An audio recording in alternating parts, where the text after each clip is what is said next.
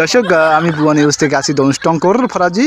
আমরা এমন একজন অ্যাডভোকেটের খবর পেয়েছি যার নাম হচ্ছে রমরমা কাদের। সে পরক্রিয়া ব্যবসা করে মূলত এবং পরক্রিয়া নিয়ে উনি পিএইচডি করেছেন।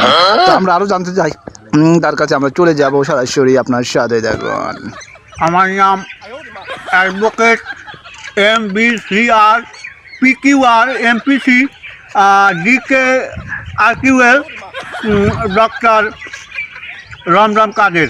স্যার, আমরা জানতে পেরেছি যে আপনি হচ্ছে পরক্রিয়া নিয়ে লেখাপড়া করছেন, ওটা নিয়ে পিএইচডি করেছেন। তো আপনার যে অভিজ্ঞতা বর্তমান সমাজে যেটা চলমান, যদি আপনি কিছু বলতেন। ভালো ভালো বেসিক্যালি একটা ইংলিশে একটা কথা আছে, this is the for India capital of Bangladesh low price. এর অর্থ হচ্ছে যুগের সাথে তাল মিলিয়ে চলতে হবে আমাদের।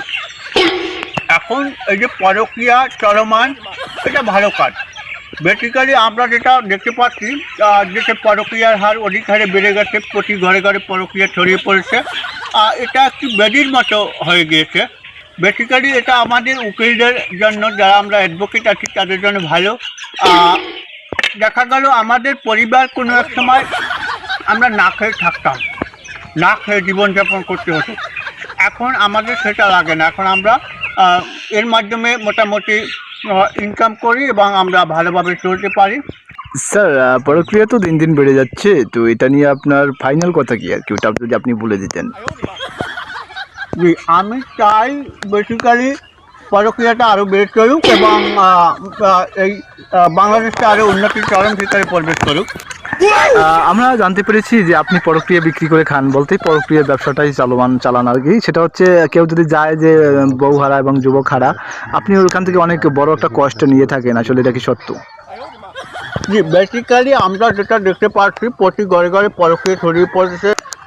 এরকম চলতে থাকলে বাংলাদেশটা বিশ্বের সবচেয়ে 1 নম্বর স্থানে এসে দাঁড়াবে। বেসিক্যালি আমাদের ইনকামের কথা বাদ দিলাম। This is the for ever on the password the continue Quader.